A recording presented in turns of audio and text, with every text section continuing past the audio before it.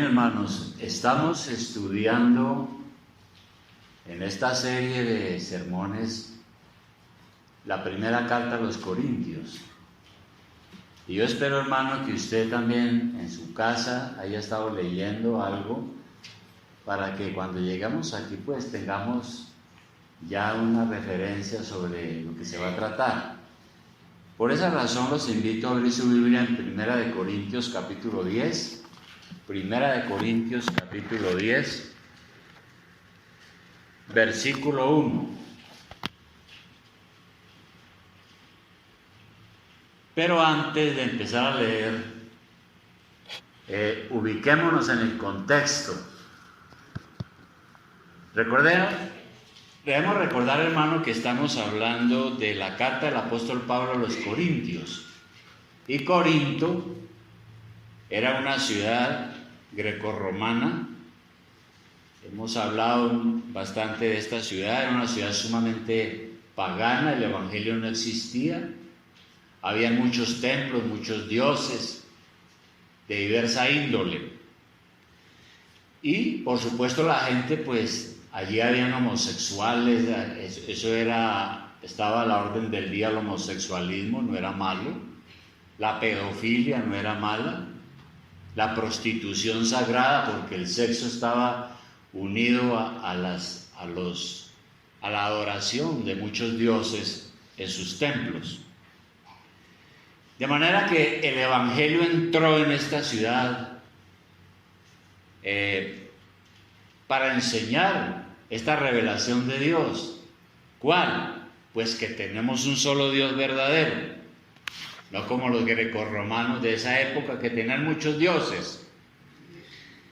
El evangelio entró para advertir acerca de la gravedad de los pecados que practicaba esa sociedad y la necesidad de un cambio. Entonces el apóstol, en esta carta, para explicar estas cosas, porque parece que en la iglesia también corrían el peligro de dejarse contagiar de los pecados sociales, de los pecados que había afuera. El apóstol les hace un recuento en esta carta, y especialmente aquí a la altura del capítulo 10, del peregrinaje de Israel en el desierto.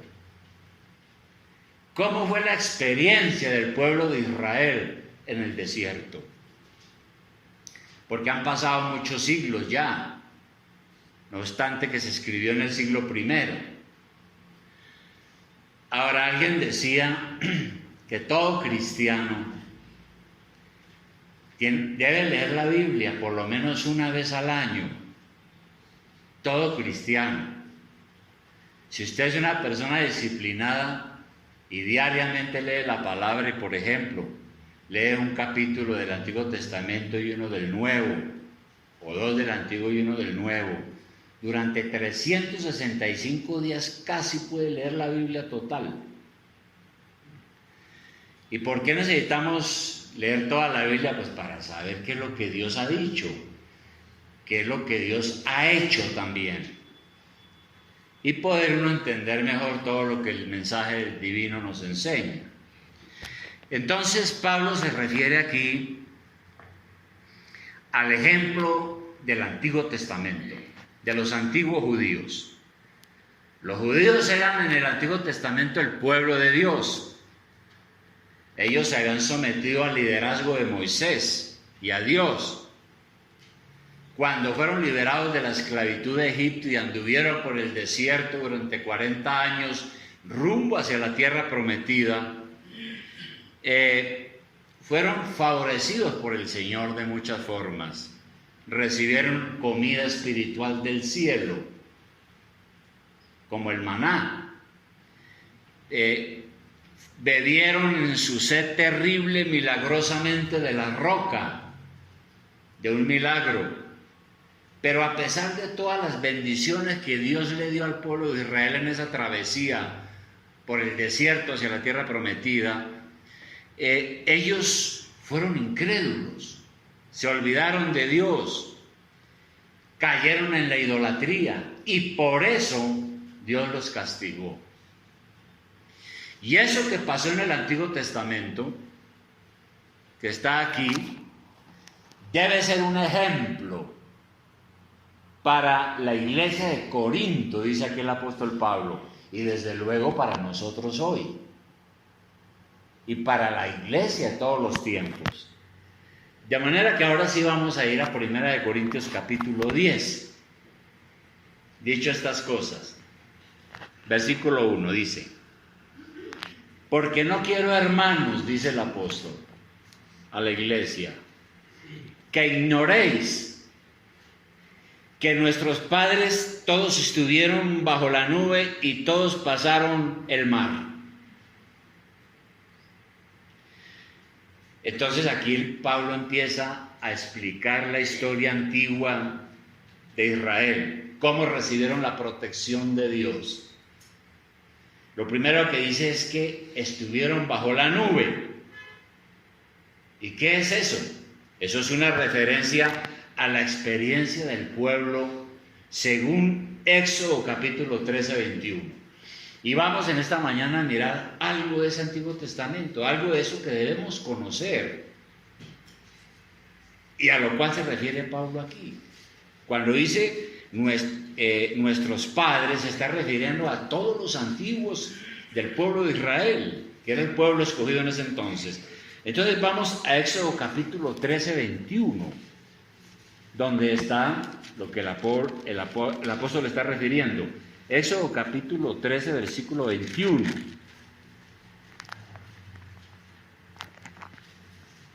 ¿Qué dice allí? Solamente vamos a leer unos versículos. Usted puede leer esto en su casa.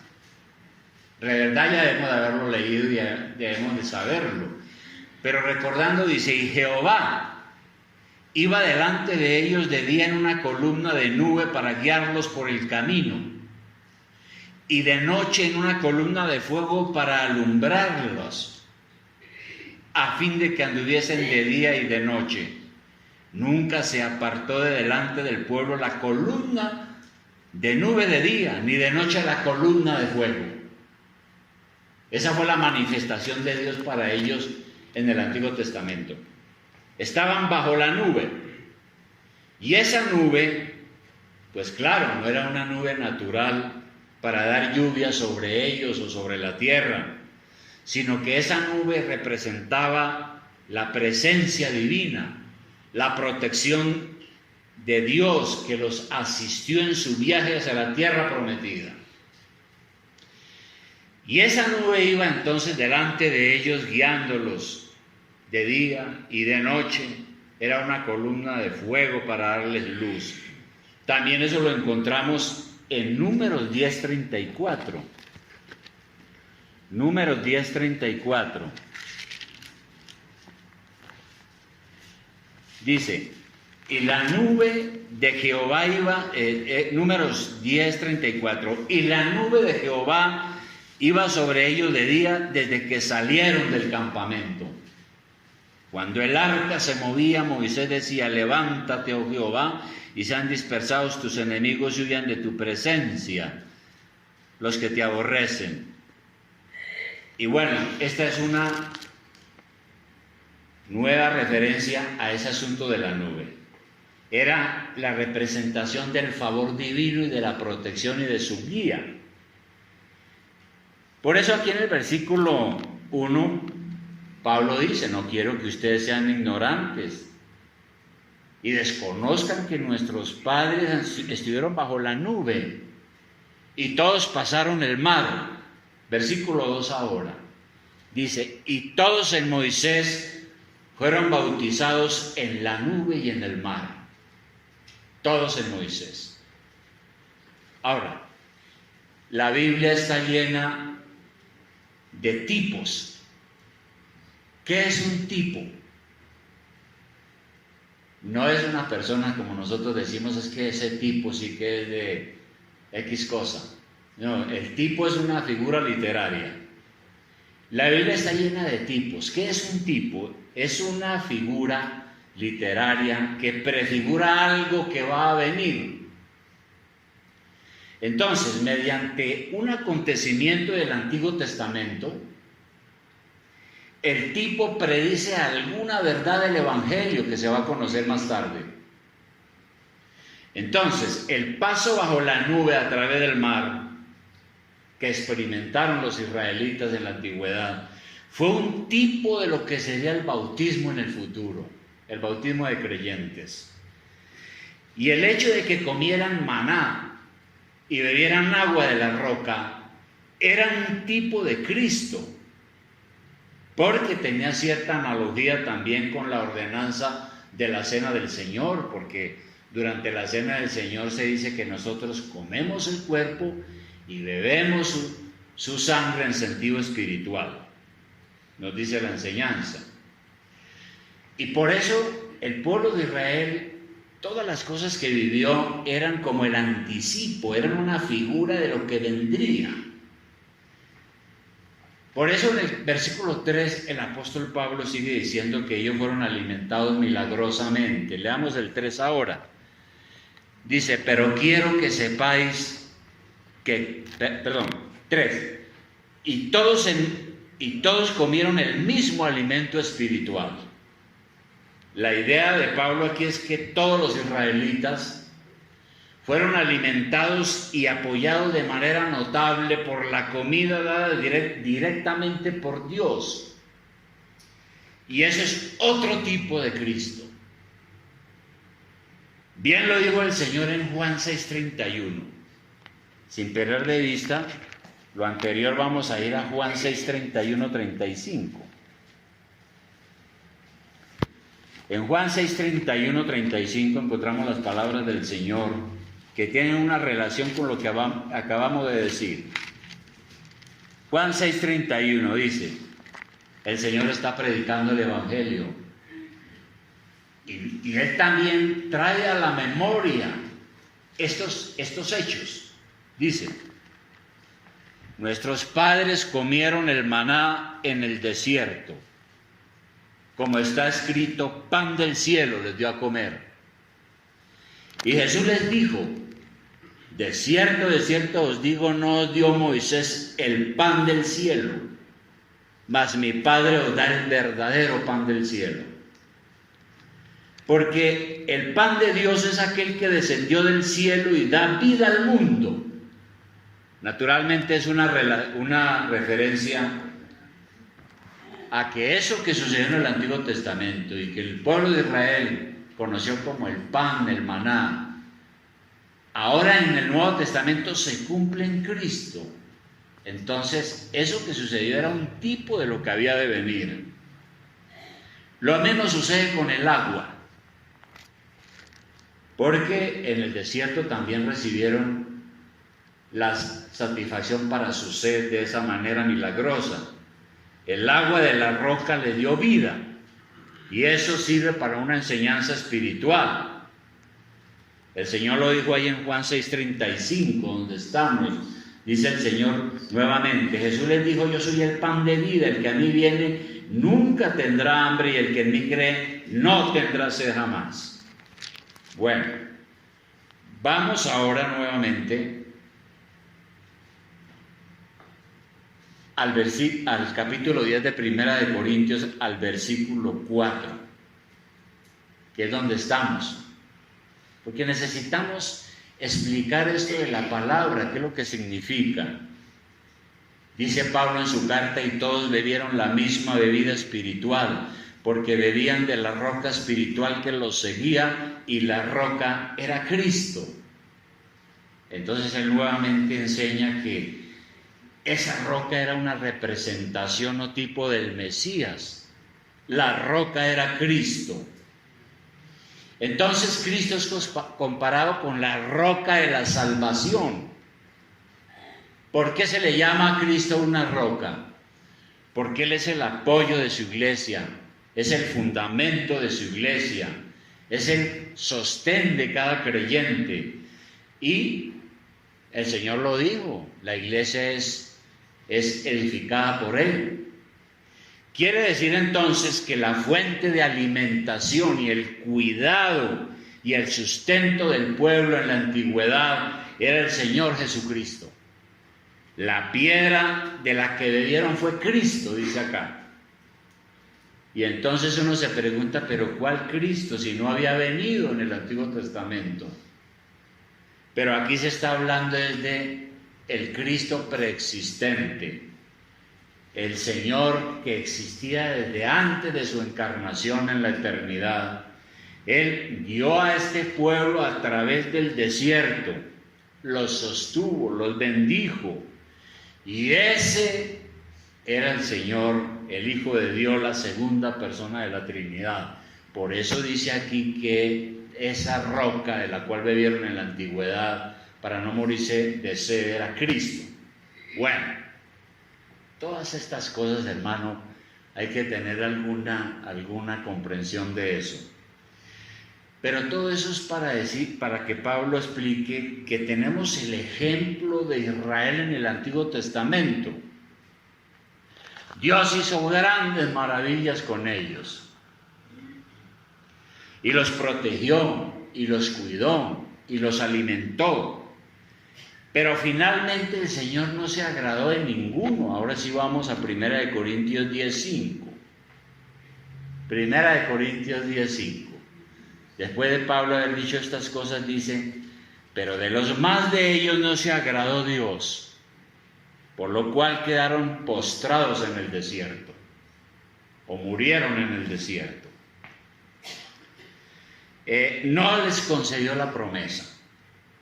Eso que está diciendo Pablo y que está escribiendo aquí se registra en Números 14:20. Miremos Números 14:20 en su Biblia. Números 14:20, porque todo lo que él dice aquí es verdad. En Números 14:20 está el relato a lo que se refiere Pablo aquí, muchos siglos después. Dice: entonces Jehová dijo: yo lo he perdonado conforme a tu dicho, mas tan ciertamente como vivo yo y mi gloria llena toda la tierra, todos los que vieron mi gloria y mis señales que he hecho en Egipto y en el desierto, y me han tentado ya 10 veces y no han oído mi voz, no verán la tierra en la cual juré a sus padres, no, ninguno de los que me han irritado la verá. Aquí está cuando el Señor castiga entonces al pueblo de Israel y no les concede la promesa. Y abajo en el versículo 31 dice: pero vuestros niños, de los cuales dijisteis que serían por presa, yo los introduciré y ellos conocerán la tierra que vosotros despreciasteis. En cuanto a vosotros, vuestros cuerpos caerán en este desierto. Y nosotros sabemos que todos los que fueron liberados de la esclavitud de Egipto bajo el liderazgo de Moisés murieron en el desierto, la gran mayoría. Como dice aquí, Dios solamente le permitió a una generación heredar la promesa. Bien, ahora, Dios hizo un pacto en el Antiguo Testamento con su pueblo, ¿no? Ese pacto que Dios hizo estaba condicionado a la obediencia. Es decir, en el Antiguo Testamento Dios dijo: obedezcan y vivirán. Por eso se dice que en el Antiguo Testamento era un pacto de obras humanas. Dios se relacionó con su pueblo a través de la ley y a través de la obediencia de ellos a esa ley. Si el hombre quería salvarse, tenía que obedecer. Entonces la salvación del hombre dependía de su obediencia. Lamentablemente, cuando uno lee el Antiguo Testamento, se da cuenta que fracasaron, fallaron.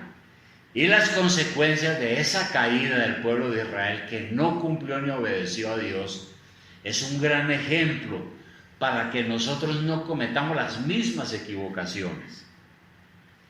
Entonces, en la palabra nosotros encontramos una advertencia permanente a cuidarnos de algunos pecados, los cuales fueron la causa de que Dios no se agradara de ese pueblo y los desheredara de las promesas.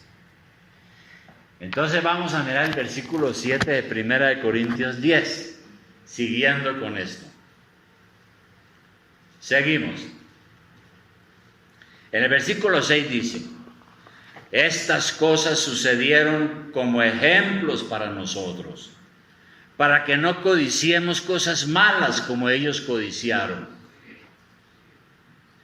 Ni seáis idólatras, como alguno de ellos, según está escrito, se sentó el pueblo a comer y a beber y se levantó a jugar. El primer pecado que menciona aquí el apóstol Pablo, la idolatría. Y él se refiere a un hecho que sucedió en el Antiguo Testamento otra vez. Nosotros leemos en el libro de Éxodo que Dios sacó a su pueblo de la esclavitud de Egipto, de la esclavitud de los faraones, bajo liderazgo de Moisés, y lo llevó por el desierto. Y en una de esas primeras jornadas el pueblo llegó al monte Sinaí y allí acamparon. Entonces Moisés subió al monte para recibir de Dios las tablas de la ley. Ahí está escrito. ¿Y qué hizo el pueblo? Éxodo 32. Éxodo 32, hermanos, hay que mirar esto con detalle. Éxodo 32.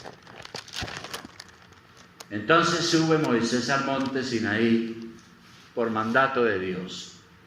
¿Qué hizo el pueblo? Éxodo 32:1.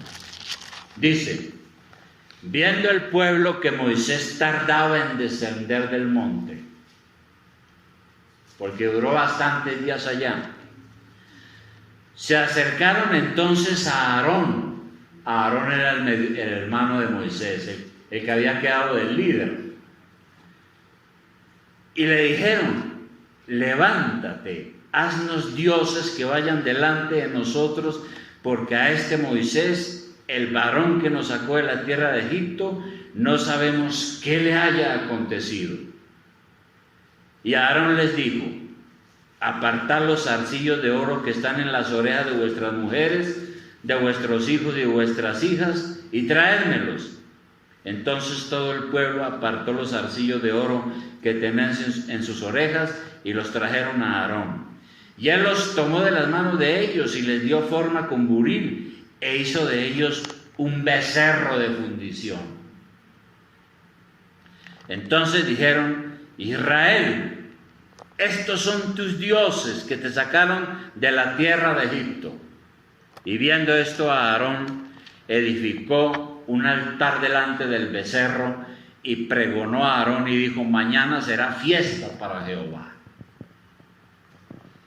Bueno, de manera que sube Moisés al monte, se demora mucho, y el pueblo dice: no, yo creo que tal vez lo mataron o se lo comió algún animal, yo creo que se perdió. ¿Y ahora qué vamos a hacer sin líder? Vamos a hacer un becerro de oro y vamos a adorarlo, y él será nuestro Dios y él es el que nos va a proteger. Y hicieron un becerro, porque el becerro en muchas culturas antiguas era símbolo de fuerza, de virilidad, o un toro, que es lo mismo. Y lo hicieron de oro para que tuviera valor esa adoración. Es decir, dejaron de confiar en Dios y empezaron a confiar en un ídolo de oro. Y por eso aquí en 1 Corintios, nuevamente volviendo a donde estamos en el versículo 7, teniendo en cuenta esa historia, Pablo le dice a la iglesia: miren el ejemplo que tenemos en el Antiguo Testamento. Mucho cuidado con ser idólatras. Como dice en la antigüedad, el pueblo se sentó a comer y beber y se levantó a jugar. Ahora, los que han estudiado este asunto de las prácticas del paganismo antiguo saben que esas carnavales a los dioses antiguos era con licor y con sexo y con mucho libertinaje. De manera que lo que le está diciendo Pablo a la iglesia y a nosotros es: tengan mucho cuidado con ese ejemplo que tenemos de dejar de confiar en Dios y a empezar a confiar en otras cosas. o en la plata, o en el oro, o cosas de esas que la gente confía. Y en el versículo 8, ¿qué dice? En el 8, otro pecado, dice Pablo, ni forniquemos, como algunos de ellos fornicaron, y cayeron en un día como 23,000. La fornicación. El pueblo en la antigüedad no obedeció a Dios, no agradó a Dios, sino que empezó a vivir en el libertinaje sexual. Y eso es una referencia a algo que sucedió también en Números 25. Números 25, versículo 1. ¿Qué pasó? Dice, moraba Israel en Sitín, Número 25:1, en su travesía por el desierto. Habían llegado a un lugar que se llama Sitín, y el pueblo empezó a fornicar con las hijas de Moab, las cuales invitaban al pueblo a los sacrificios de sus dioses, y el pueblo comió y se inclinó a sus dioses. Ahora, Dios le había dicho al pueblo que tenía que ser un pueblo santo, casto, no un pueblo que viviera en el desenfreno moral. Pero el pueblo, dice aquí el relato, que empezó a fornicar con las hijas de Moab. ¿Y quién era Moab? También está ahí en el Antiguo Testamento quién era Moab. Recordemos cuando Dios destruyó a Sodoma y Gomorra con fuego y salvó solo a Lot con sus 2 hijas. ¿Y qué dice el relato? Dice que él llegó a un lugar, a una cueva, y se escondió allí de miedo. Y que sus hijas dijeron, bueno, mi padre ya está viejo, ¿qué vamos a hacer nosotros? No tenemos descendencia. Y entonces, bajo engaños, una de ellas durmió con él. Eso está en Génesis 19:30. Durmió con su papá.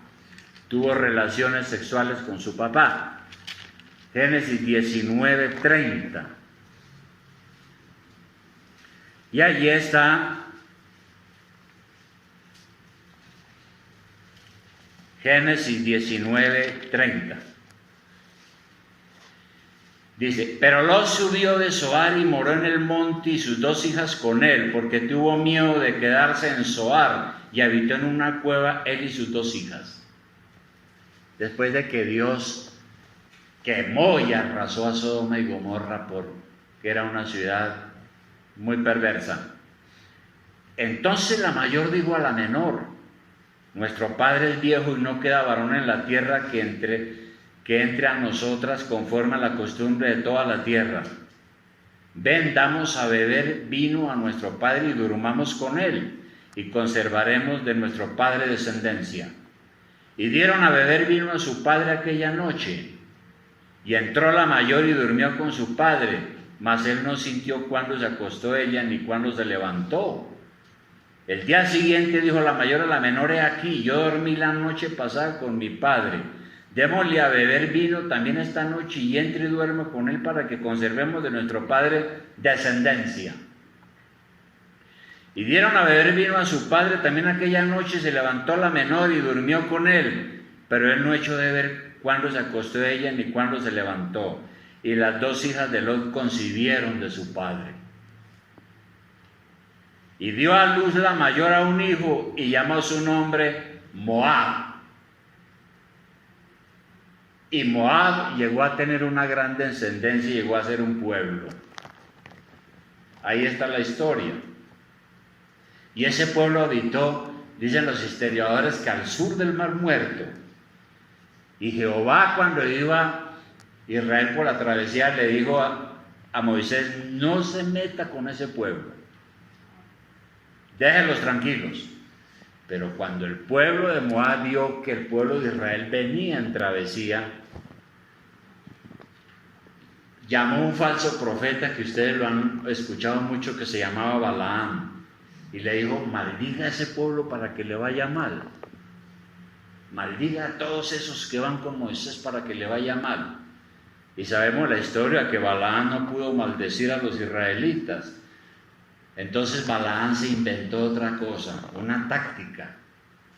Y fue cuando aconsejó a las mujeres de Moab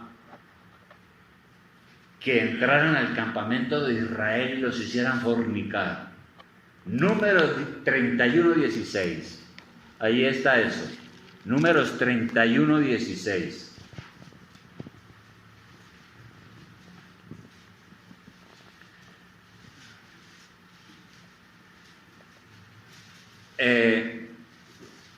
En Números 31:16 está todo ese asunto, pero está también el castigo de Dios, que es lo que quiero que veamos, porque dice: he aquí, por consejo de Balaam, ellas fueron causa de que los hijos de Israel prevaricasen contra Jehová en lo tocante a Baal peor, por lo que hubo mortandad en la congregación de Jehová.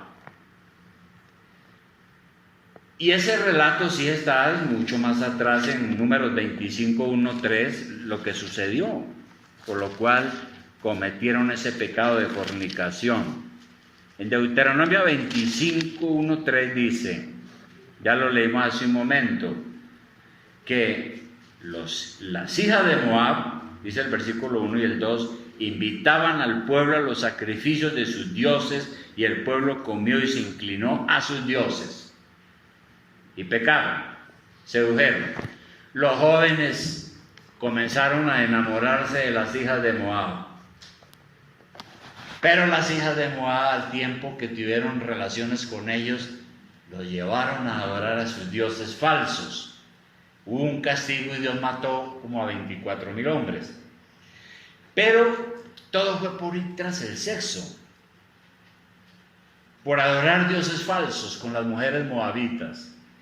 Se metieron con mujeres que no eran creyentes. Y por eso es que la Biblia es clara y dice al pueblo, y lo dice hoy en día a la iglesia: tengan mucho cuidado, no se junten en yugo desigual, no lo hagan, es peligroso. Miren el ejemplo de lo que pasó en la antigüedad con el pueblo de Israel cuando cayó en el pecado de fornicación con las hijas de Moab, que no eran creyentes, terminaron apartándose del Dios verdadero. Y esa es la razón por la cual en el Nuevo Testamento hay esa enseñanza a los cristianos: en cuanto puedan, no se casen con alguien que no es un verdadero cristiano. No se meta con alguien que no ama a Cristo, que no se ha arrepentido de sus pecados, que no ama al Señor. No se meta con él, no se case con él. Si lo haces por su cuenta y riesgo. Y hay otro pecado que cometieron, y el cual Pablo menciona aquí nuevamente en 1 Corintios 10. Está en el versículo 9, 1 Corintios 10, 9. Dice: ni tentemos al Señor, como también algunos de ellos le tentaron y perecieron por las serpientes. ¿No? Le está diciendo al pueblo: tengan mucho cuidado con tentar a Dios como hicieron en la antigüedad. ¿Y qué es eso de tentar a Dios? ¿Qué es tentar a Dios? Es probar a Dios. ¿Y por qué se menciona esto? Bueno, el pueblo estaba rodeando la tierra de otro pueblo que se llamaba Edom. ¿Y qué pasó allá? Números 21:4-7. Números 21:4-7.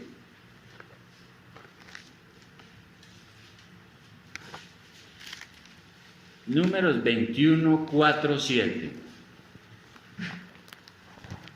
Ahí está el relato al cual se refiere el apóstol Pablo, muchos siglos después, en esta carta. Dice: después partieron del monte de Or, Números 21:4. El pueblo va en su travesía. Después partieron del monte de Or camino del Mar Rojo para rodear la tierra de Edom, y se desanimó el pueblo por el camino. Ahí empezó el problema. se desanimó el pueblo por el camino. Y habló el pueblo contra Dios y contra Moisés: ¿por qué nos hiciste subir de Egipto para que muramos en este desierto? Pues no hay pan ni agua, nuestra alma tiene fastidio de este pan tan liviano, o sea, el maná. Y Jehová envió entre el pueblo serpientes ardientes que mordían al pueblo, y murió mucho pueblo de Israel. Entonces el pueblo vino a Moisés y dijo: hemos pecado por haber hablado contra Jehová y contra ti. Ruega a Jehová que quite de nosotros estas serpientes. Y Moisés oró por el pueblo.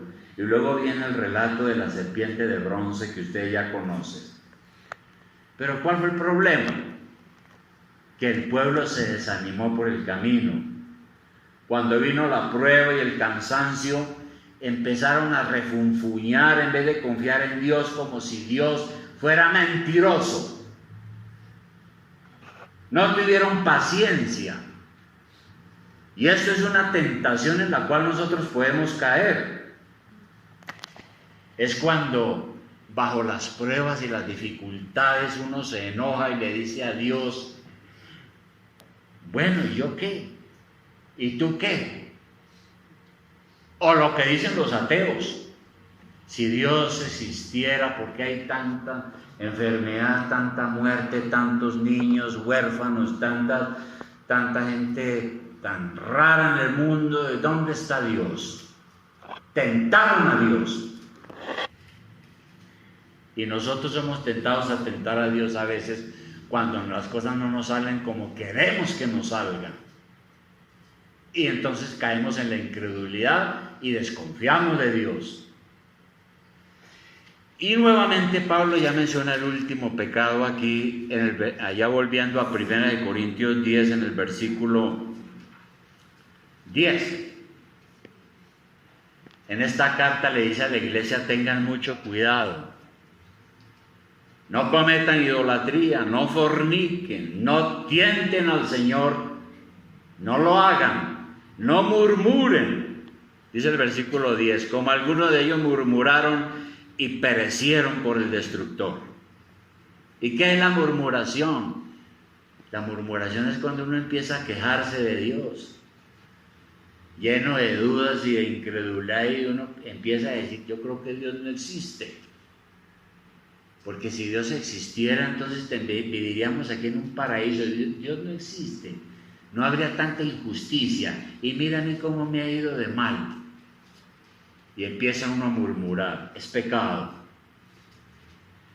Ahora, luego en el versículo 11, mire lo que dice Pablo después de haber hecho ese resumen.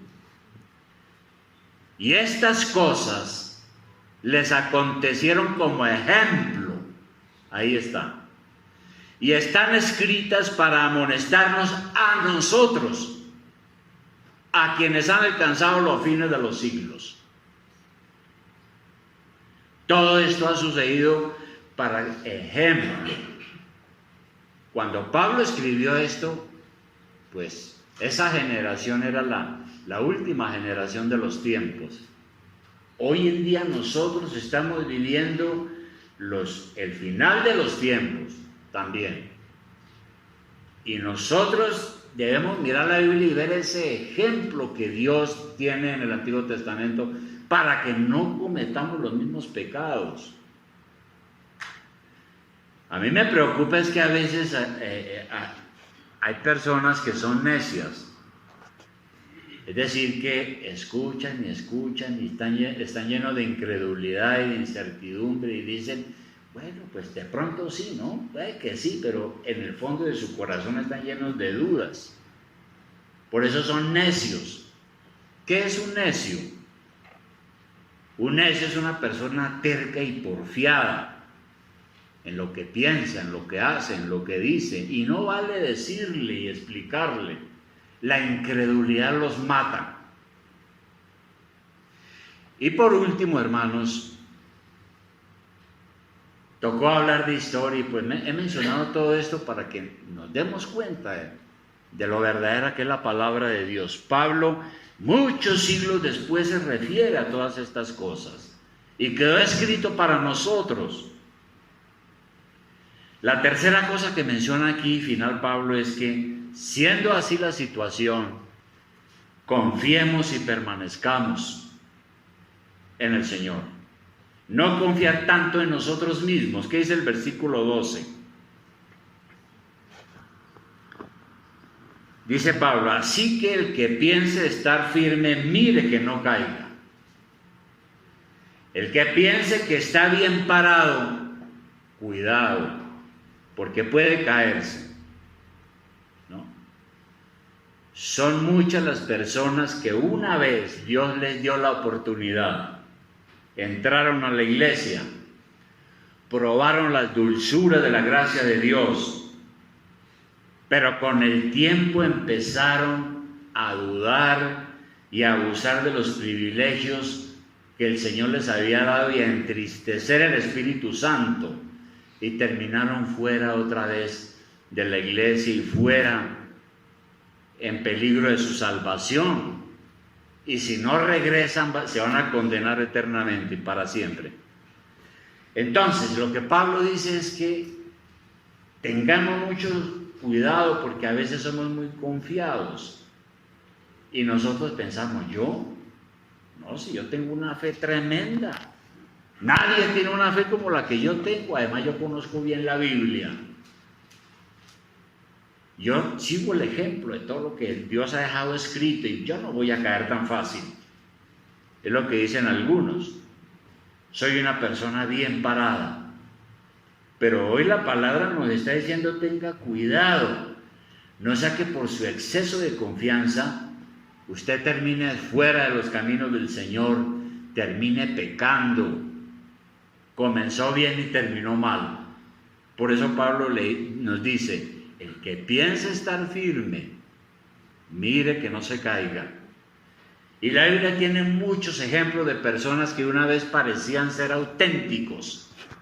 Aquí han habido muchas personas que han pasado por esta iglesia, y grandes personas y muy buenas, y uno pensó en un momento, no, qué hermano tan querido, qué hermana tan querido, pero a la postre demostraron que no eran verdaderos cristianos, porque volvieron a los mismos vicios y pecados de antes. Y por último, mejor confiar en Dios, que es fiel. Versículo 13. Dice, no os ha sobrevenido ninguna tentación que no sea humana, pero fiel es Dios, que no os dejará ser tentados más de lo que podéis resistir, sino que dará también juntamente con la tentación la salida para que podáis soportar. Hay una promesa aquí. Probablemente nosotros todos hemos tenido experiencias buenas y difíciles, pruebas amargas.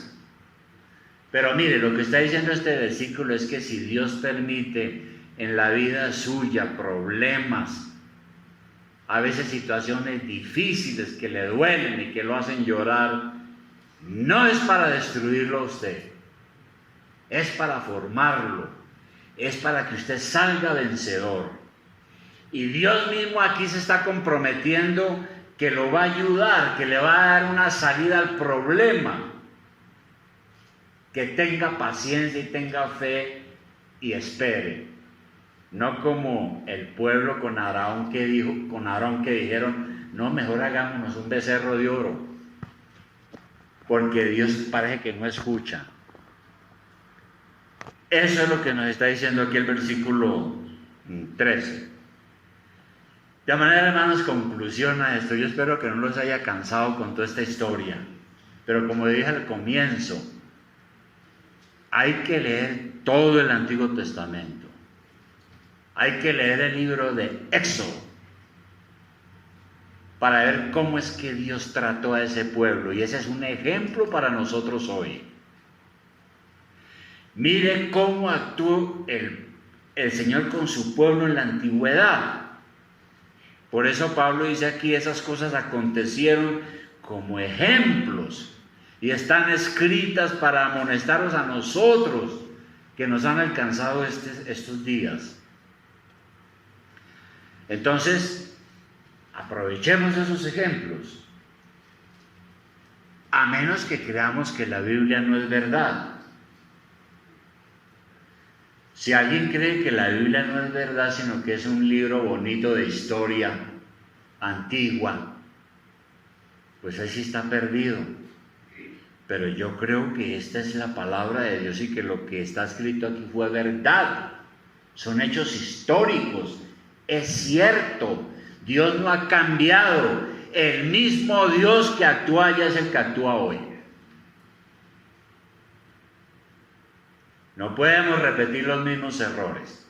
Nuestro Señor ha muerto en la cruz por nuestros pecados. ¿Cómo no podemos ser agradecidos? Es verdad que hoy no estamos bajo la ley, no estamos bajo el Antiguo Testamento. Porque si estuviéramos bajo la ley como en la antigüedad estaríamos condenados, porque ninguno de nosotros ha obedecido perfectamente a Dios. Aquí ninguno ha cumplido los 10 mandamientos como debiera cumplirlos. Y gracias a Dios que no estamos bajo la ley, porque si no estaríamos condenados. ¿Y por qué no estamos bajo la ley? Porque Jesucristo con su sacrificio nos rescató de la maldición de la ley, de las consecuencias de nuestra desobediencia. Él cumplió la ley por nosotros. Ahora nosotros tenemos que ser agradecidos, amarle, obedecerle y hacerlo por amor, ya que Él ha cambiado nuestro corazón y ha muerto por nosotros para tapar nuestras imperfecciones y pecados. Obedeció porque nosotros no podíamos obedecer. Y Dios acepta ese sacrificio de Él. Nosotros tenemos esta intención, hermanos, de ser agradecidos, de amar a Dios, de obedecerle, de seguir su palabra, o estamos llenos de incredulidad. Los que no entraron a la tierra prometida y cayeron en el desierto, Hebreos dice que fue por incredulidad, y la incredulidad lo llevó a esos pecados. Nosotros tenemos esa intención, estamos en el Señor, vivimos en el Señor, por lo tanto hay que creer y confiar. No podemos desconfiar de Dios y empezar a confiar en otras cosas.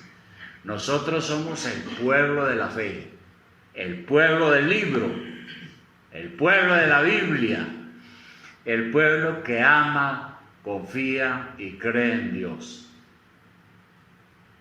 Usted está listo entonces para pedirle perdón a Dios por todas las cosas que no están bien, hermano, por su propia incredulidad, falta de fe. Sepa que si usted no se entrega al Señor Jesucristo de todo corazón, va a estar en este mundo lleno de dudas, de incredulidades. ¿Será que sí? ¿Será que no? Tal vez sí, tal vez no. Y usted se está convirtiendo en su propio Dios. Nosotros creemos en el Dios de la palabra, que ha hablado y que nos ha dejado todas estas cosas. Vamos a orar.